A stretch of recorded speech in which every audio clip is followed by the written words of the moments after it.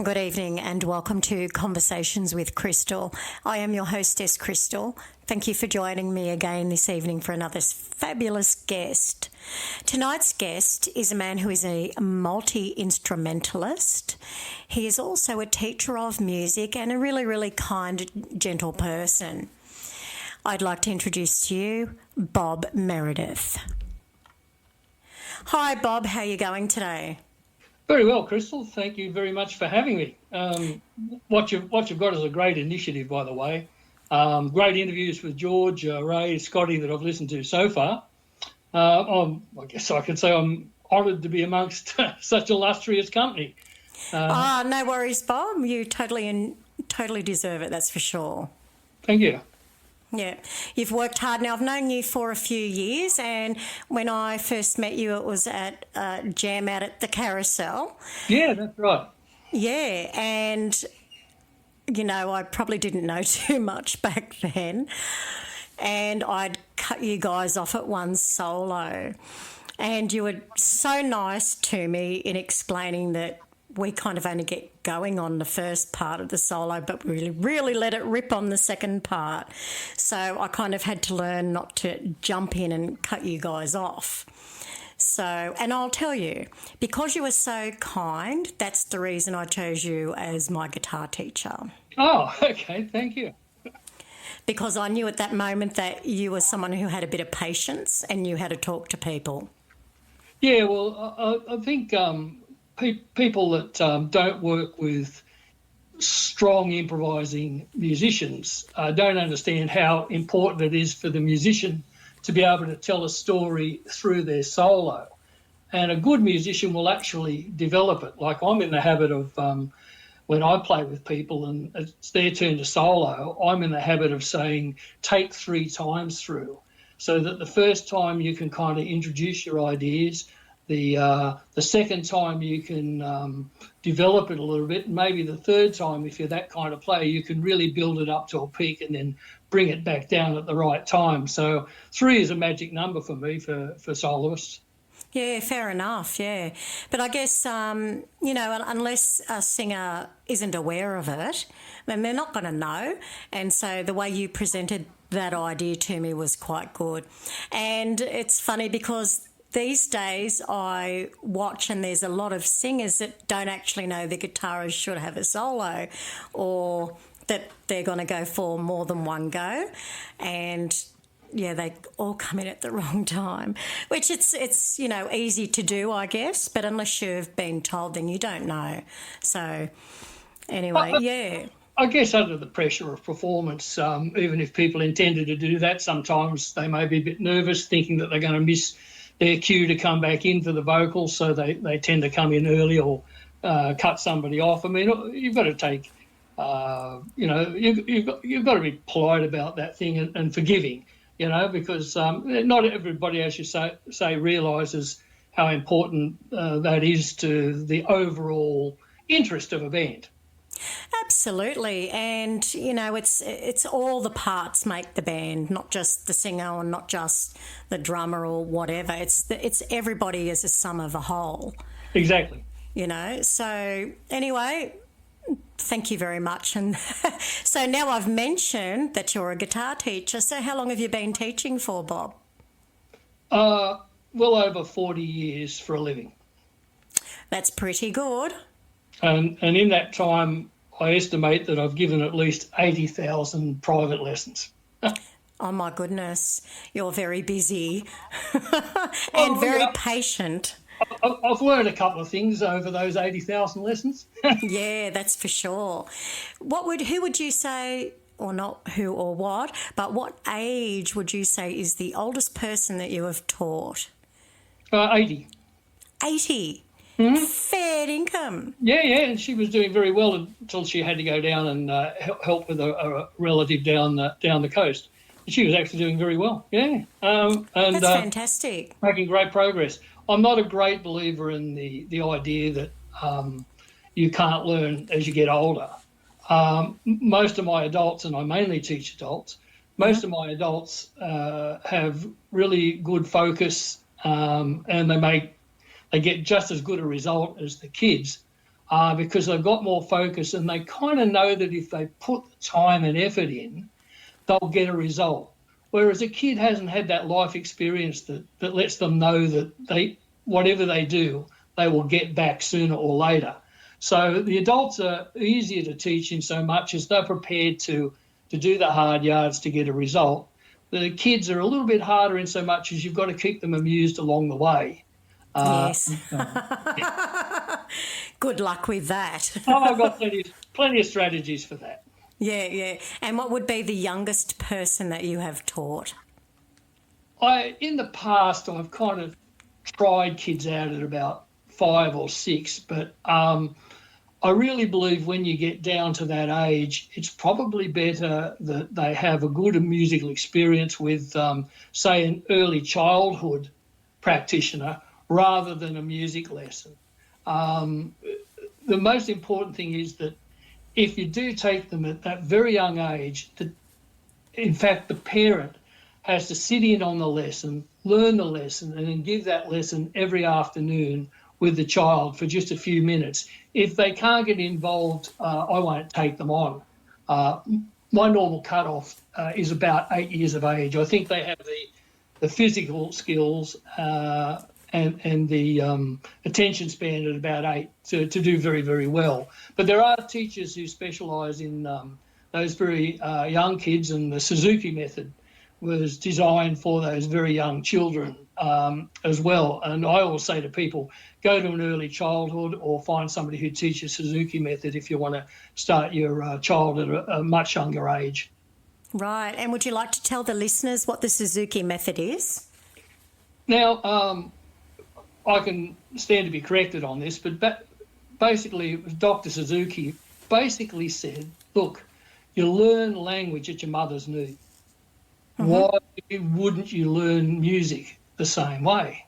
Okay. So what he advocated was that you would do, a child would do 5 minutes practice 5 times a day. And that would be done at home under his parents' instruction. Right. And if what I've heard is correct, the mothers or the fathers, whoever was giving that lesson, would go to lessons themselves 3 months before their child started to, in fact, learn how to give the lessons.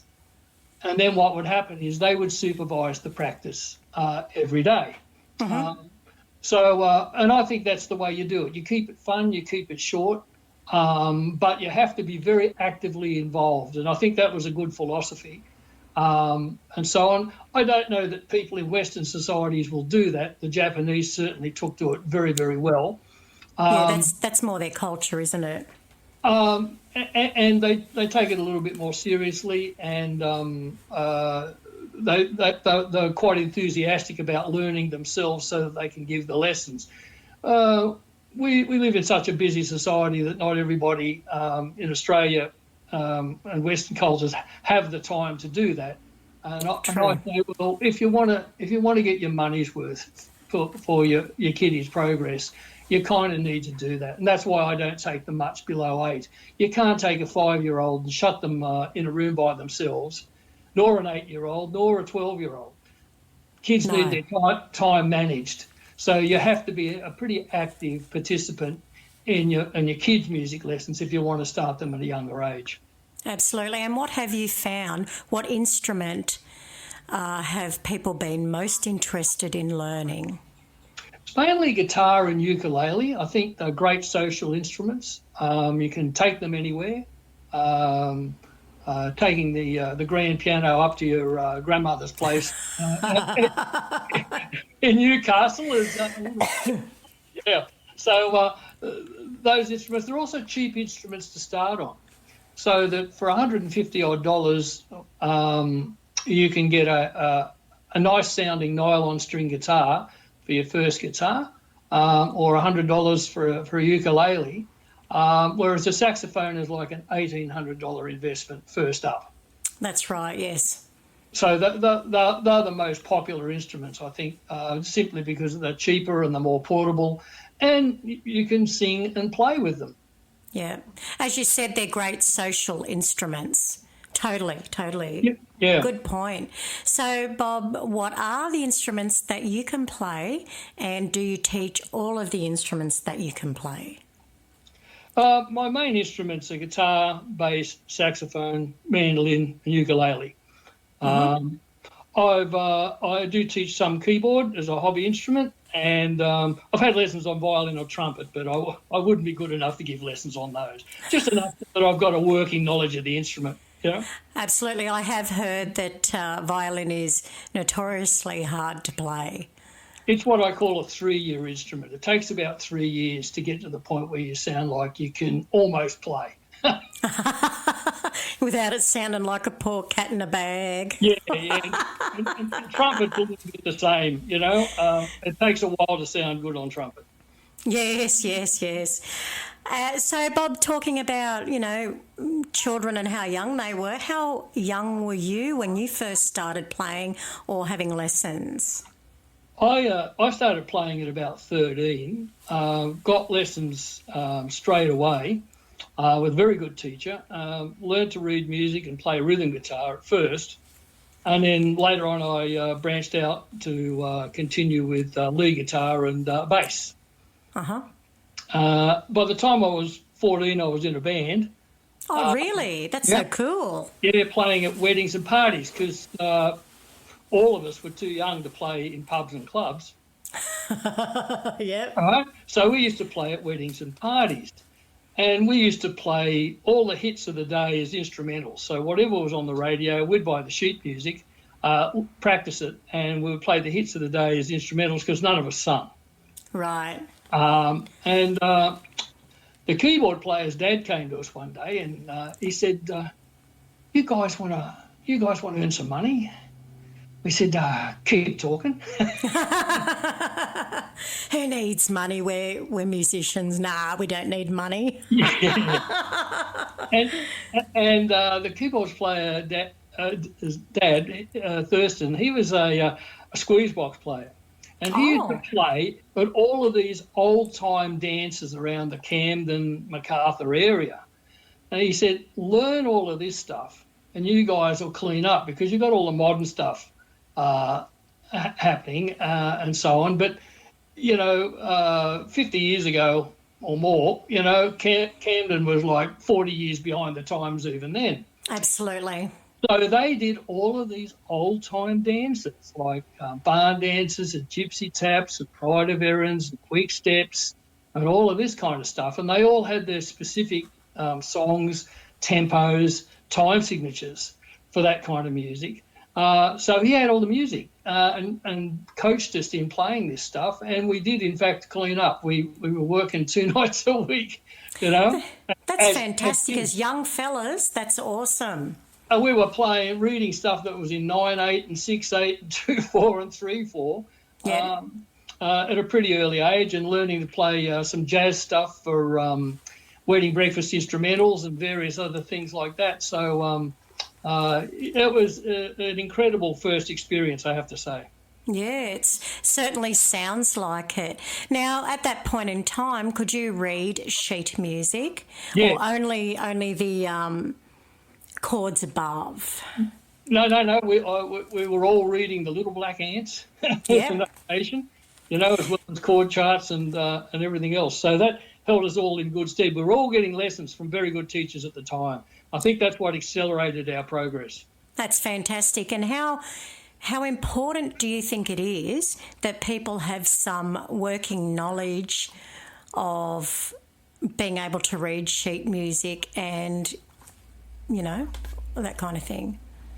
Nowadays, reading notation is more of a professional skill, something that professionals use to communicate between themselves in an efficient manner.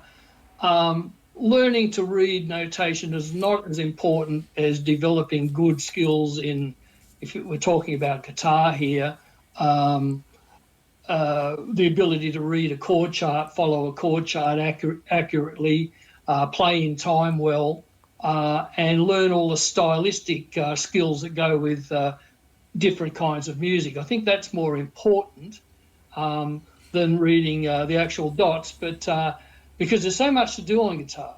You have Yes. to. You have not only do you have a melody function to perform, but you also have an accompaniment function.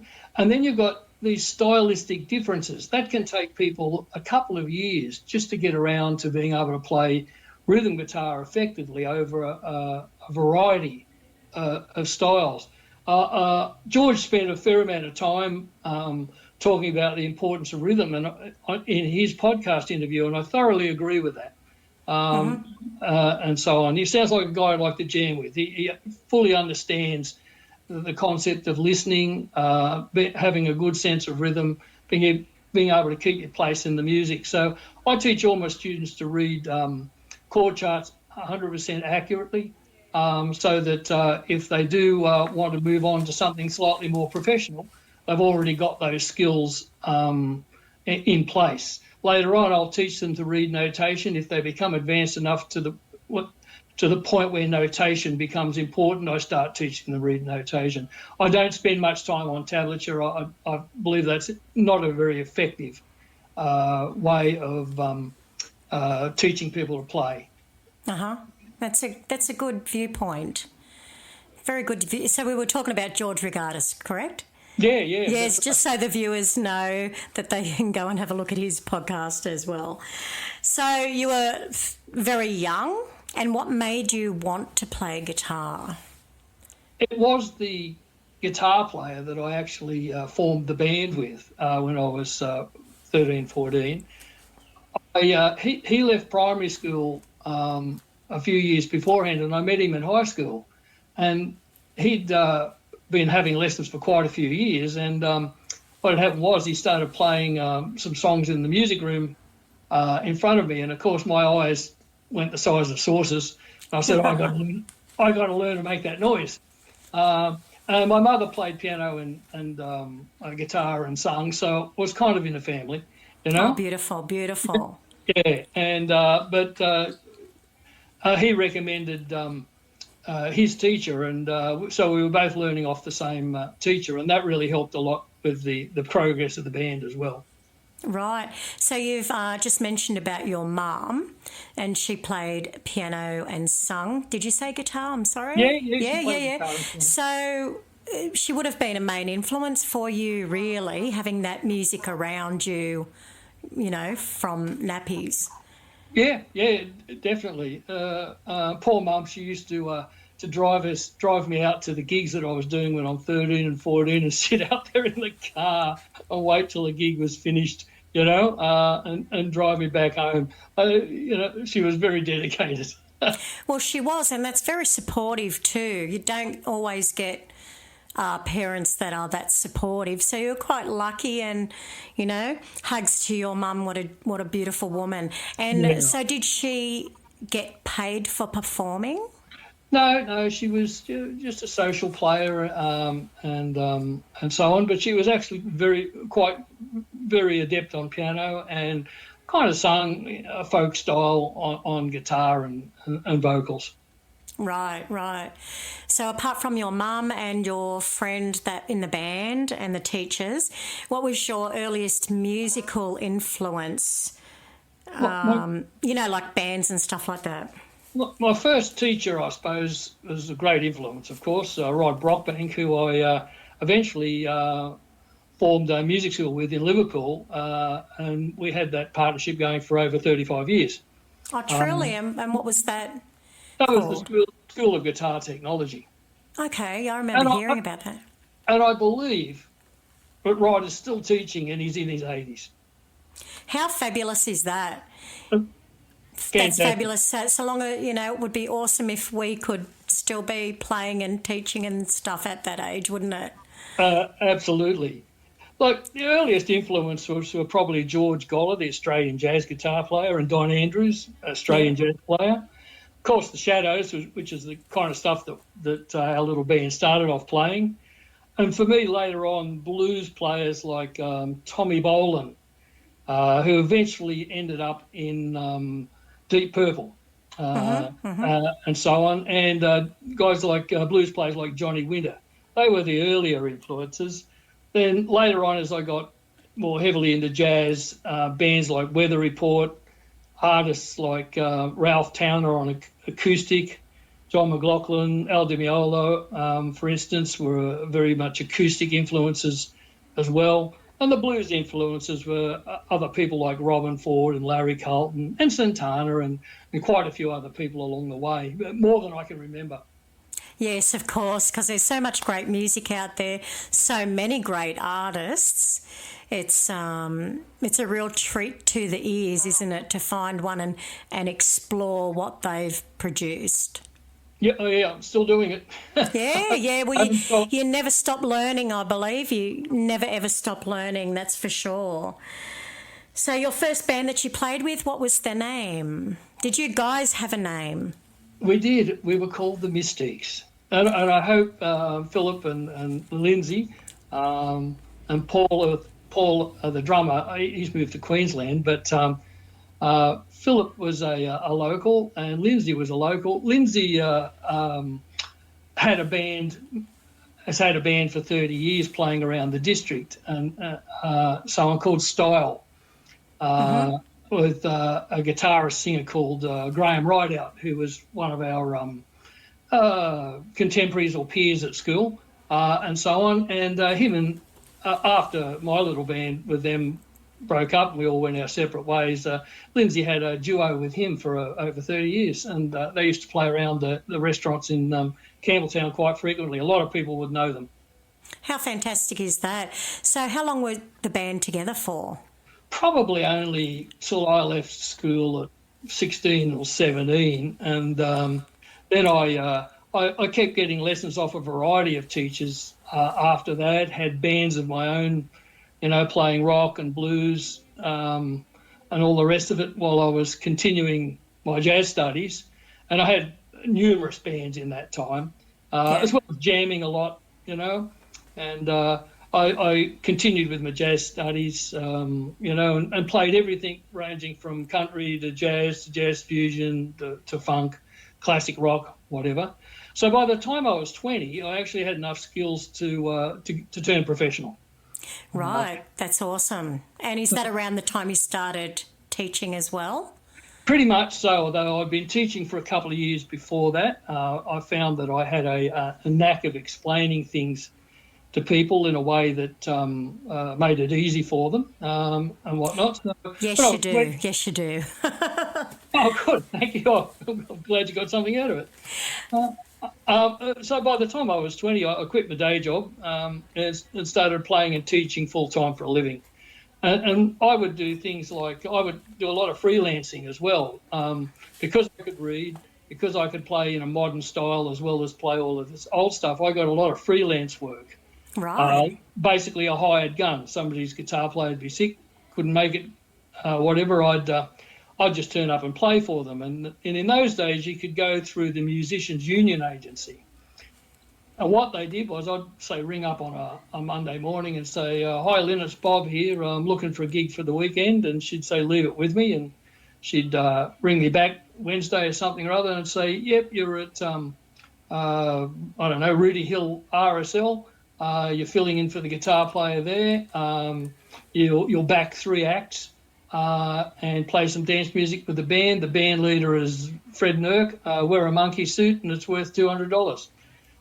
So I'd turn up and meet 8 guys that I'd never met before, sight read the gig and take my money and go home. And I actually really enjoyed that because I had to prove myself every gig.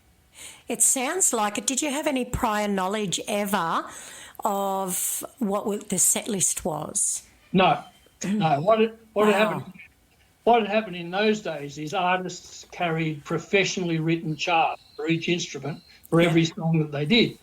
So you might go out to, say, Rudy Hill RSL, and they would have a house band, okay, and then what would happen is that you would back 3 artists. People, in those days, people would just wander into the auditorium. It wouldn't cost them anything, and the club would, for instance, put on entertainment, and they might have 3 artists who all did a 45-minute spot. Right. So what would happen is that they would all carry what we call professional charts with them for all the songs and so on. So what would happen is that you would maybe the band would do a set first, and then what would then happen is that you'd have a break, go and get your drinky poo, come backstage, and the artist would be laying out the charts. Yep. And they would talk you through them, and they would go, first song, 1, 2, 1, 2, 3, 4, about that tempo, sign to sign, coda to coda, and then they'd say next song. So you'd get a talk through, you'd put the stuff on your music stand, finish your break, and then we'd just go on and play through that artist's charts on site. Right, I applaud you for that, because that is a hard thing to do. Did you ever, you would have had some knowledge, like the songs that they would play probably were being played regularly at Not that really. time? No? Not really. My memory of that is that once again, the club industry was 30 years behind the current trends. So you would have all these tenors, operatic tenors coming out, doing all the songs from the shows like South Pacific and Oklahoma and all of that kind of stuff. Yeah. And some of that stuff from, Oklahoma and everything else. Like the charts were 6 pages long, sticky tape together. They would hang off the edge of your music stand. You'd play all the way through, only to find that there's a repeat sign sending you back to the beginning, and you'd have to scuttle back to the left hand of the chart to read it all over again, and so on. And these things were all in 2/4, going boom ching boom ching boom ching boom ching boom ching boom ching boom ching boom ching. Yeah, right. Really, really fast. I didn't always get them perfect, but I learned to fake it well enough to get through some of these things. So I didn't know any of this kind of stuff, but because I could read chord charts and notation, I was able to cut it well enough to be able to get a return gig occasionally, which is good. Yeah, and that amount of money for pay at that time, that's pretty good. That was, but don't forget, these were house bands paid by the clubs. Yeah, so, right. And these were all pro musos. So they had to pay them what they were worth. And so they were mainly all older guys that I played with, maybe even 20 years older than me, and so on. So I got some great experiences, and thank all the players that put up with some of my glitches and glotches over the years while I was still getting my craft together. So yeah. For the patience that they showed. Yeah, I think everybody has days and moments where they're just like, I cannot get a handle on this. And the thing is, in that kind of a situation, in a band situation even, the other players will compensate for you anyway. And I'm sure that you've done it for other players. What you have to learn to do in those situations is if you get lost or muff it, you stop playing, okay, and come back in, okay, where you know you're going to come back in accurately. Because basically if you stop playing, you haven't made a mistake. All you've done is stop playing. Mm-hmm. Okay. If you actually play 5 bars behind everybody, you stink the music up for the whole song. Isn't that the truth? Yes. Right. And this is what I teach my students to do, and I get them playing along with the original versions of songs, and encourage them to read the chord charts that I've written out for these songs, and say, you need to develop the ability not to play through, make a mistake, and then restart because the band hasn't stopped. You need to learn to keep your place, okay? Wait until you can come in confidently and then pick it up from there. And that's a really important part of my teaching, so that even a social player can get together with 2 or 3 people and have a bit of a bash, and they're able to follow a simple chord chart quite effectively. And if they want to go on to something a little bit more professional, well, by the time they've been playing a couple of years, they can read chord charts very confidently. Yes, yep. And so for you, Bob, where does your teaching, where has it taken you? Like you said, you've been in partners with someone else in a music school. Did you then come to what you're doing now on your own? And has it been that way for the last X amount of years? Yeah. And is that where you, excuse me, is that where you see yourself going, or staying, I should say? That's where, yes, staying, definitely.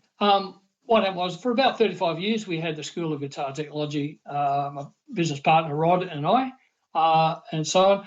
I decided that I would essentially give the business to Rod, and I felt that the time had come for me to move on, and so on. And what I did was I got a day job for the first time in 35 years for a while, in between music schools. And 8 years ago, I left that job to start teaching full-time in my own district, Campbelltown. Yeah. So it's been from the 18th of December, it will be 8 years that I've been teaching full-time in Campbelltown. Oh, fantastic, fantastic. Yeah. And what day job was it? You've got me intrigued. I'm not sure that I can really say. Okay, that's fine, no worries. It was very surreal. I went from basically a professional musician and teacher for 35 years to working with explosives. Okay, so that's probably a need-to-know basis then. Kind of, but what it was for the Australian Defence Force, Yeah. and I'm still under the official secrets. Yeah, okay, so we'll just leave that there then. It's an interesting and surreal experience. It sounds very interesting. Whatnot. It's not a great mystery, and I can talk about it to a degree, but it's not something I would do on air. You know? Yes, of course not, of course not. So you mentioned the different styles that you like to play, one of them being jazz and blues. What is your favourite genre to play? Basically, my favourite style... Even to listen to, sorry? Well, yeah, it's both. My favourite styles of music are anything that allows a lot of musical communication between players and vocalists. Okay, you have the most freedom, I think, in jazz, fusion, blues, neo-soul, those kind of styles. So they interest me the most. Other styles of music are more like classical music. Effectively, you play a classic rock tune, you've really got to play it the way it was recorded. And there's not much room for you to improvise or be loose with it, because people want to hear it the way it was originally recorded. There's a huge difference between, say, a rock audience and a jazz and a blues audience. Rock audiences go to hear the same performance that they get on the CD. Yes. And they want everything exactly the same. Whereas a blues audience and a jazz audience will say, well, we don't mind if you play a well-known song, but we don't really need to hear you play the exact solo or sing the vocals exactly the same way as on the original recording. We want to hear what you've done with it. We want to hear something, your treatment of it. That's right, yeah. And that gives you far more freedom, and those audiences go to listen for that. I think a lot of jazz and blues audiences would be most put out if they turned up and to a jazz performance and the saxophone player played exactly the same solo that he played on the original recording. They would find there's nothing spontaneous about that. Part of the art of jazz and blues and these looser kinds of music is that you have more input, more musical input. Okay, and those audiences want to hear that. That's right, yeah. I think jazz is one of those things, and I love jazz, but it's one of those things that would take extreme amounts of discipline, I do imagine. It does. I'm still working on my jazz playing, and spending 3 or 4 hours a day at the moment. And so on. And I really love jamming with people. Like I really love private jams as opposed to the public ones. I really like jamming with people privately. So I'm hoping to do a lot more of that in the new year. And run some little jazz and blues jams with people I know and anybody who wants to be interested, just for the sheer sake of playing. And I can do that at my premises because I've got a dedicated jam room set up to do that. And I'm looking for people who just love to play for the sake of playing. The audience is not particularly important. They just want to perfect their art, to try new things and go for things that they wouldn't be game to do on stage in case they mucked it up. Yeah. And that's part of the enjoyment of jazz and blues. You can try new things. And if you're jamming privately, you can absolutely go for it. You can be tasteless. You can play the same thing 5 times in a row to be sure that you get it right. That's the great enjoyment of jamming privately, and I really love to do that, So all those styles like fusion and jazz and neo soul and funk stuff allow you the freedom to be able to do that and just take a chord progression or a riff and just see where it goes. Listen to the other musos playing and see what they contribute and try and support their soloing and their playing and interact with them. So those styles are really wonderful for that, very creative styles. Yeah, absolutely. Whereas you're right, excuse me, rock, while it's a great genre of music, there is no real room for interpretation. Not really, and I understand that. And I've played in plenty of classic rock bands in my time, and essentially you play it as per the original recording because people like what's familiar. So a different audience, totally different expectations. I 100% agree with you there. And there is certain parts of the city, so we're talking about Sydney here, listeners, that it's a blues area or it's a jazz area or it's a rock area or it's a 60s and 70s, area. Yeah. It's there seems to me to be like specific areas of Sydney where the different genres are more accepted kind of thing. Definitely. I don't know what they are, but I could name a few. Jazz and blues jams around town. Being at Campbelltown, I don't get to get down to those. I'm usually teaching when they're on. As much as they're great for networking and everything else, I find that just going down for 3 songs, I'm greedy. I want to play until my fingers give out. 100%, I like that. Yeah, I tend to want to play for a whole night, and really feel at the end of it like I've been to the gym and worked out, because that means that the next day I play so freely and so loose after I do that.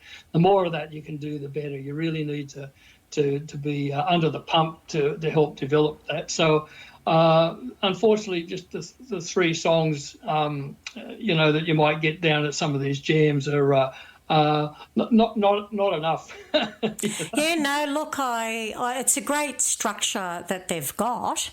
It gives a chance for everybody to have a turn.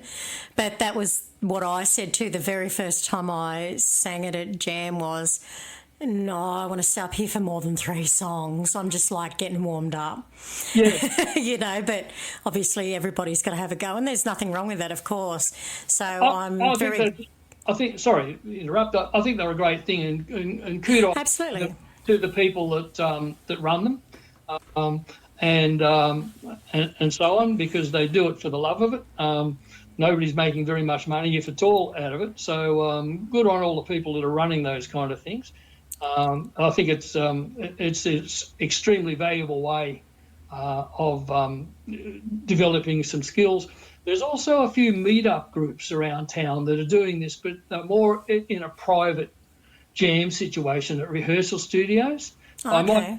I might mention that to your listeners, that it'd be a good idea to get experience by looking up these meet-up groups, because you will get to play for 3 hours at some of these things, and they're a great way of giving yourself a really great workout. And people will agree to learn a dozen songs or so, and they'll just turn up and they'll run through them, and whatever happens happens. They're not a band rehearsal or anything else, and you might meet new people every time you go, which is a great thing for your networking as well. Well, I think that that's right. These jams, they're a great networking tool because people come from all over the place that you've never met before and you're there for a common goal. So I think that they're a really great thing too, for that. And if you're a learner and you go to actually get up there with other musicians and play, one, it takes a bit of guts, and two, you learn so much from other people. Yeah, it can be a bit daunting for a lot of people. That's why I run workshops for my students to get them past that initial stage. So I put together half a dozen people in a room and we bash away for 3 hours across a whole heap of songs and, give people solos, and they can do the solo again if they muck it up due to nerves or whatever. The idea is that I take some of my intermediate students and I say, right, solos are yours. You don't need to hear me solo. They're all yours. And we go around the room and people get to go at soloing or just playing popular songs. The less experienced social players get to play along with more popular songs and things like that. I think it's important to be able to get some of that experience or get over that nervousness in a friendly environment before you go down to some of those jams, because they can be quite daunting for people that don't have any experience. Absolutely they can, especially for someone who's been taking lessons but wants more. It's absolutely a great. What you're providing is a great idea to get them over their nerves. So have you, of playing in front of other people. So have you got students that were so nervous and, so scared of making a mistake even in front of you that are now over that and it's just like, you kind of can't hold them back? Not really. Because of the way that I teach, people are so well, tunes or skills are so well ground in that within their level of capability, most of my people, while they won't be nervous, won't fall apart under the pressure because of the program and the way I teach. I basically teach skills. I work on skills first and then apply it to songs, as opposed to teaching bits and pieces of songs or party pieces or things like that. I work on essential skills and then we apply those to real life songs and keep it enjoyable that way as well. I think what influenced me very early in the piece with my teaching was that when I was 20, I took up flying gliders out at Camden. And I hadn't done anything new in quite a long time. And I'd already been teaching for a couple of years. And I took note of the way that these instructors taught me to fly. And I thought, well, they'd take you up to 3,000 feet, they'd put it in a spin and say, get it out. and if you couldn't go, full opposite rudder, stick forward, centralised rudder, pull back on stick. If you couldn't do that in less than 300 feet, you didn't go solo. Because if you're closer and lower to the ground and you have to think about what you're doing, you'll pull out of that dive about 100 foot underground. Yeah, right. That's for sure. What it impressed on me was that they were teaching me the same way I'd learnt to play music. In other words, as if your life depended on it. Yeah, right. As if you had to get beyond the point where you had to think about it anymore, and you actually trained to get it totally subconscious, so that even under pressure, your training would kick in. And I always found that I'd go to freelance gigs and I'd look across the chart and say, oh my God, there's a lot of backhands in that one. And I'd work out what I could play and what I could miss out on, so that I didn't once again muck the music up and so on. And then play what I did play very confidently if they were hard charts, you know. And the same. So I looked at what the way the flying instructors taught me, and said, well, I've got to teach people in the same way so they can't make a mistake. Yeah. There's an old saying that, let me see if I can get it right. Amateurs practice to get it perfect. Professionals practice to get to the point where they can't make a mistake. Yeah, right. That's a little deep, but you can work on practicing something that's perfect. But what happens is, under pressure, if you haven't internalized that really, really well, it can fall apart very, very quickly. Whereas a pro will do that extra amount of practice, get together with other people under pressure, and perhaps have some jams, which is why I think jamming is so important. And try those ideas out under pressure till they get to the point where they know they can execute these ideas no matter what's going on, you know? Yeah. So I teach people that way. And essentially, when they do the little workshops and everything else, once again, if they lose their place, they stop playing, they pick it back up again, and it gives them a lot of confidence. They know that they're not going to sound terrible, or they're not going to embarrass themselves. Because they have the skills to follow a chord chart accurately, and they have the listening skills to know where they are in the music, which is a really important thing. Absolutely, yes. And basically, I teach that as well. Yeah.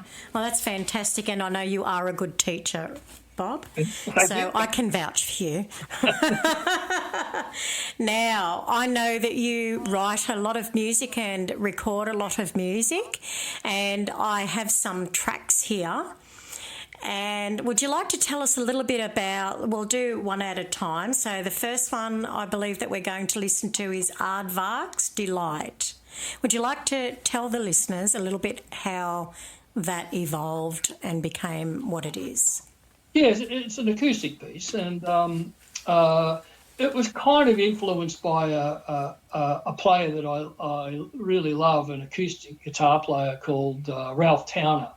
And I guess there were some Ralph Towner influences in amongst that, as well as the acoustic playing of Al Di Meola and John McLaughlin, and compositionally, it was probably influenced by those two people a little bit as well. So it's basically an acoustic guitar piece in the start, and then the other instruments sort of come in just a little bit later, and a couple of solos. It has a lot of key changes within the solo section, so and even in the melody section for that matter. So it's kind of in a jazz tradition without necessarily being a swing piece. Now, did you play all the instruments on this track? Yes, I did, except for the drums, which was played by Johnny Adams, who was with me at UWS Nepean when I did my music degree in, well, I think it was 2000 or something or other. I got John to play some wonderful drum playing on quite a few of my originals that I recorded while I was there. John went on to play with Doug Williams and various other people around the Traps. Very, very talented, professional, and lovely guy. Okay. Well, I think we should listen to Aardvark's Delight right now.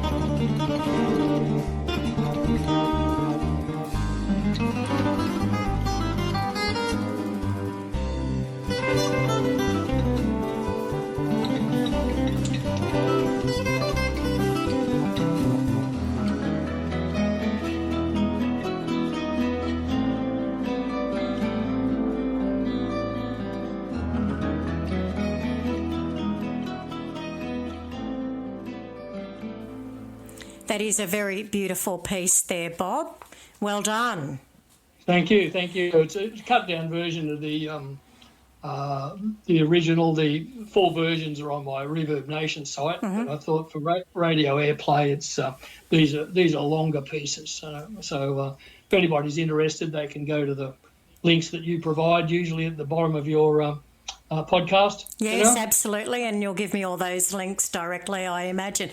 We do have another track of yours. Yeah, actually, I have several, but we'll just choose 2 for today, and we'll get to that one shortly. Now, I want to ask you, in all your time of playing with bands and filling in, as you said you've done, do you have a funny story or an interesting story for me? Oh, not really. I'm not a story guy. There are people that are great with stories and they can tell about this and that, funny incidences and everything else. But I have to say, I don't really have anything that's a standout in terms of gigs. Gigs were gigs. They were something I did as a professional. So I was with professionals all the time. I don't have any of those stories where the drummer got so drunk on stage that he fell off his drum throne or anything like that, or punch-ups on stage. I don't have any of those kind of really interesting stories that some people have. I kind of work with pros. Yeah, right. These guys were very disciplined, very professional. Funny thing is, we never talked about music very much when we were on the gig. Oh. The thing about pros is you can hear from the way they play who their influences were. Right. So you don't need these endless discussions about, what do you think of Charlie Parker or John Coltrane or Oscar Peterson or something or other. You can hear that in their playing, and basically you recognise that in their playing. You kind of acknowledged it by the way you played back at them and so on. So I tended to work with people a bit more like that. Yeah, we'd talk about more mundane things, or if we'd meet one another on several freelance gigs, relationships develop, and we'd talk about wives and families and various other things, as opposed to talking about music. It's funny that we did music. Yeah. We didn't talk about it. We actually did it. So I read guitar forums with a lot of amusement about some of the gigs people have done and the things that have happened to them. But I never had any of those. Oh, okay. What about venues? Were there some venues where you just walked in and went, "Oh my God, don't know how this is going to go"? Well, I think we've all done our share of gigs where, the band outnumber the audience. Well, you know what? It's a paid rehearsal. Paid rehearsal, yeah. I would freelance, and I would do a lot of things like, say, on a Friday night, I might be out doing that club thing. Yep. Where I'm backing out artists. Maybe on a Saturday night, I might be doing a wedding gig. Yep. And so on. And you'd be playing jazz instrumentals while people were eating, and then you'd play dance music and everything else. So they were all pretty well-behaved environments. Yeah, right. And then maybe on the Sunday I'd be doing playing by ear and playing with a blues band or a country band or something or other. Mm-hmm. So it was an interesting life, and I'd be freelancing with a variety of different people and so on.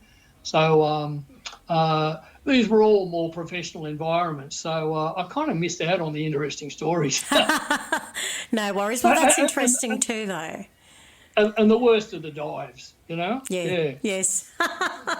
I could name a couple, but anyway. Yeah, we won't. So, where are you going in 2024, Bob? Super, super busy year. Excellent to hear. I'm really working on. I've written 5 guitar books and a ukulele book. I'm going to be recording videos for those so that they can be sold to the general public. At the moment, my books are designed to be used within my school and with my students privately, but eventually I'm going to record a whole heap of videos to go with those books and make them available to the public. Mm-hmm. So that's a lot of video work ahead of me. Workshops, I'm going to really get the workshops restarted in February when everybody's back at school and back at work. And so on. So that's going to be a large part of what I do, as well as I'm just going to try and find some people to jam with for my own interest and so on, and do some more creative playing of my own, jazz, blues, funk, whatever. Yep. So I'm looking to do as much of that as I can as well. So it's going to be a big year between the school and what I have planned for my own playing. It's going to be I'm going to be very, very busy. That's good. It's better to be busy than not. How did you go through COVID? I taught online through COVID because I got a very substantial video online studio where I am at Bradbury at the moment. It's a really, really highly professional setup, and I managed through COVID because I was teaching privately. I managed for the vast majority of my students to actually teach them online quite effectively. Yes. And so on. I had a few that didn't have the right equipment and had to give up for a while, but they all wanted back when I was able to take people personally. But for the most part, I taught online, and people got a very good quality signal from me and so on, and I could give them homework and use a Google Drive and transmit their homework and their information, and they could even video and put that up in their Google Drive so I could listen to it and watch them play. Yeah. So they could do that offline. But also, I got pretty good results out of most people's machines online. There were a few people that probably needed to buy a $50 mic or something or other, would have made it a little bit better. Well, you're very versatile and very adaptable. So that's something you've got to be able to do in the world of business, isn't it? Yeah, well, and having the videos for my books and everything else means that I can do some more online teaching anywhere across the world that way. Good idea, yes. And what will happen is I'll support the books and the videos with a live online lesson from time to time. So that's something that is in the future. I'm working towards that over the next couple of years. I hope to be sitting in at an outdoor cafe in Tuscany somewhere with a glass of Reds, some nice cheese on my laptop, and give a lesson.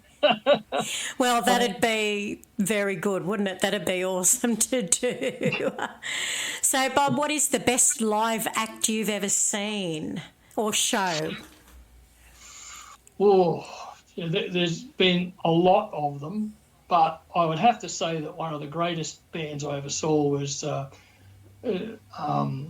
Mahavishnu Orchestra. John McLaughlin brought a reasonably large band out to Sydney. It was probably at one of the big venues like the Horden or something or other like that. That was the musicianship, and that was a jazz fusion kind of band, and the musicianship was superb, and the sound was superb, and everything else like that.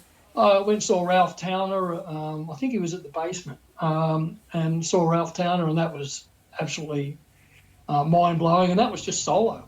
Wow, you've got to be a good player to just get up there and do an hour and a half's worth of solo guitar playing. Absolutely, and a lot of confidence as well. Yeah, and years ago I saw the three greats of jazz guitar come out. What's the name?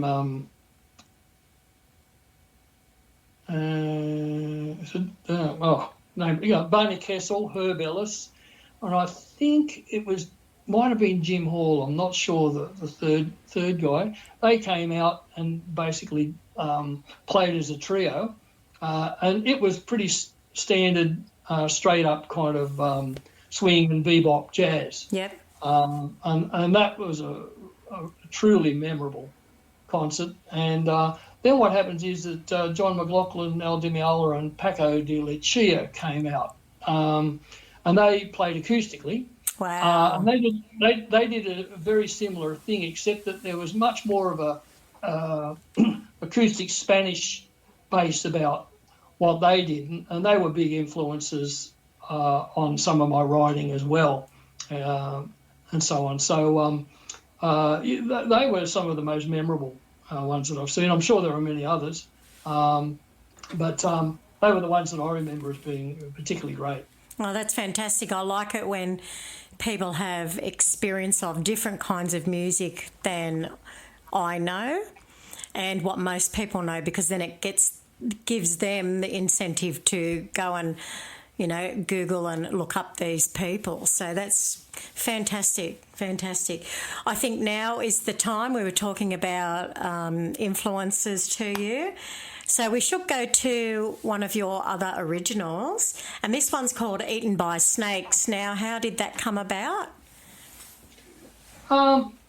It was started off as an exercise in me looking to go beyond normal scale structures and timing structures, influenced by a lot of people, perhaps by some of the fusion jazz players that I was listening to, people like Frank Zappa as well, and so on. And the first part of the tune is very, very almost atonal. It's an experiment in using what jazz musicians call outside playing, stuff that goes outside the expected scales and melodic structures that you would expect, and so on. It's kind of like a funk feel. It's a full band tune, and once again, John Adams played some fantastic drums on that track. This was not an easy piece to play, and so on. So he did a great job on that. And so the first part is it's pretty much a really out there kind of melody, and then it sort of moves into a quieter section, which is all in 7/8 timing. And once again, John just played through that stuff absolutely faultlessly. And then there's a sort of secondary melody with the bass and guitar, and then that continues, and there's a third melody over the top of that. So it's very layered, very dense kind of music, you know. I just faded that out because it's a very long tune. Once again, people want to listen to the rest of it, they can go to Reverb Nation and just Google my name, and all my stuff will come up. Excellent. Yeah, so that's the story behind that one, yeah. All right, so let's listen now to Eaten by Snakes.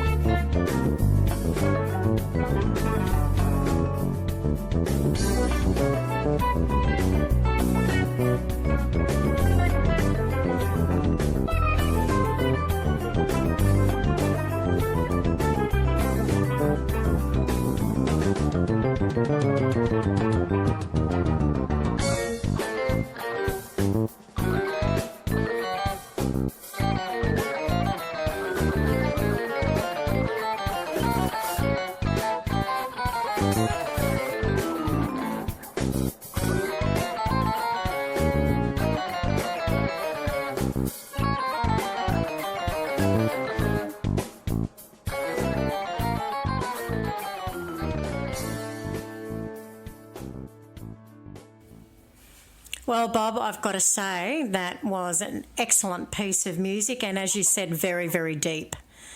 Yep. Yeah. Yep. So, I was quite pleased with it. Yeah. You should be very proud of your music, that's for sure. That's for sure. So how many songs or tunes do you think that you've written? There's at least about 10 up there that are original. Mm-hmm. Lots of jams up on the Reverb Nation site for people that want to perhaps employ me, want to hear more bread and butter kinds of styles. So there's heaps of jams, but there are about 8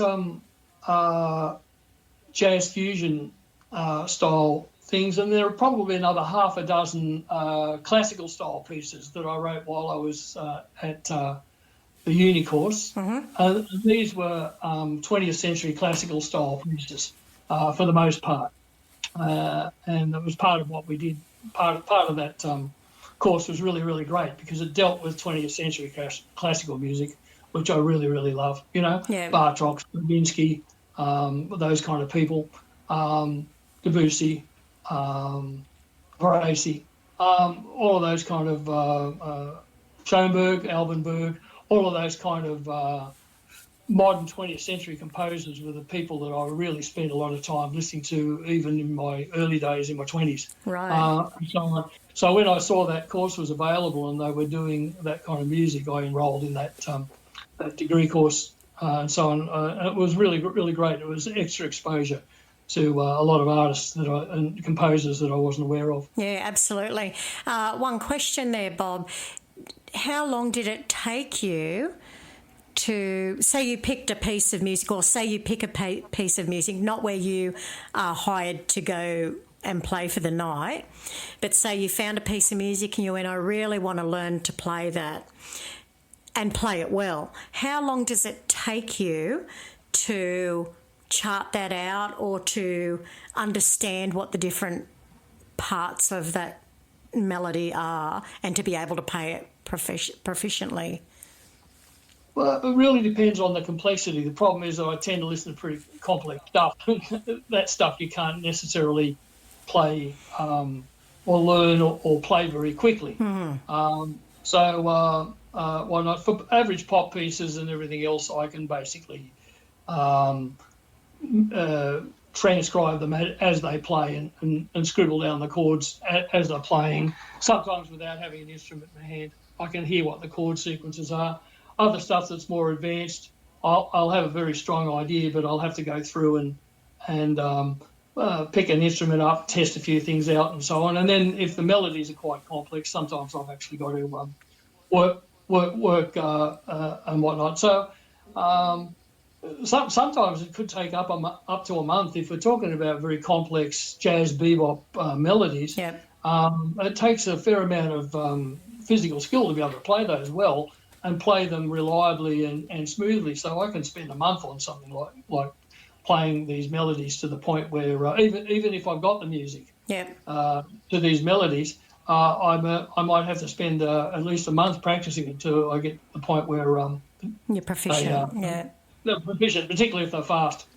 Yeah, I guess that those kind of music, that kind of music is a little bit different than, say, rock or pop, because they have a set like a 1-4-2-6 or something, or a 1-6 whatever, whatever the progression is.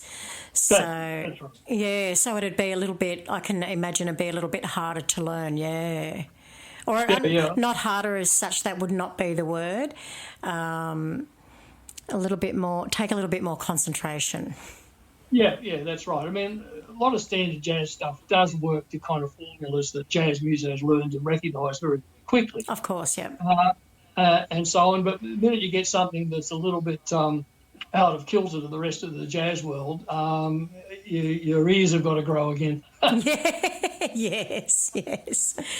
All right then, Bob, I really, really enjoyed our conversation today, and everybody, Bob is also going to come into the radio studio, and have an interview in the radio studio. So that'll be in January, I believe, isn't it?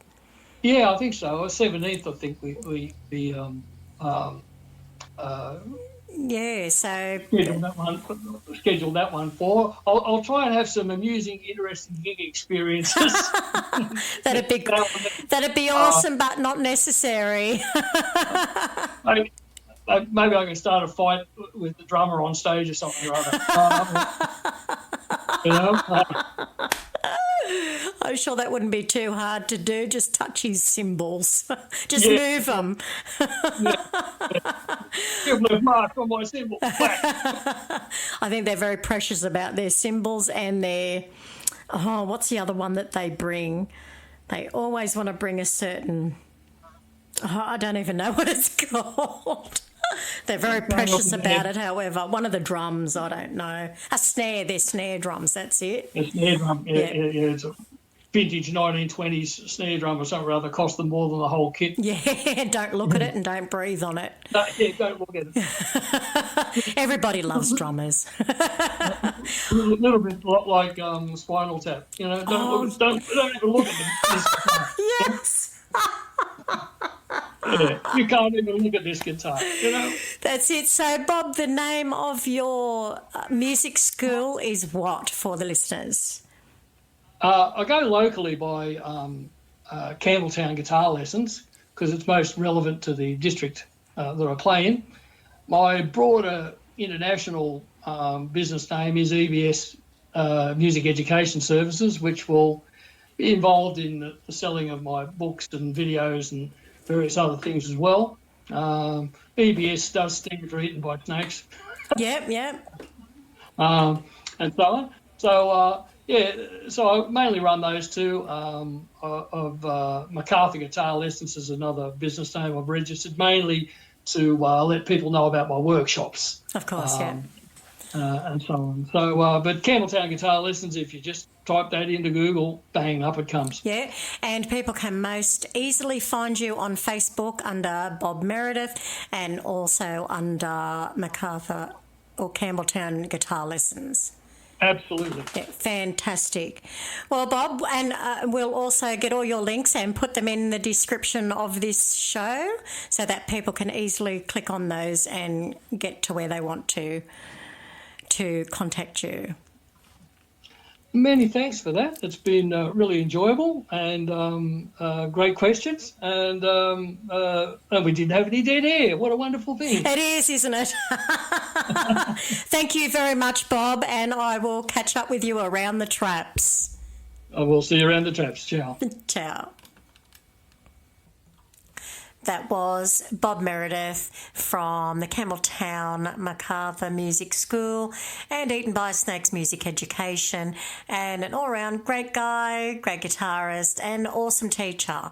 So if you want to have some lessons, why don't you hit Bob up? There's plenty of links in the description of this show. Now, next week I have another fabulous guest for you, so please stay tuned. Until then, I'll see you around the traps. Please stay safe, stay happy, stay cool, stay awesome. Most of all, please stay tuned to my channel. Have a great night. Good night.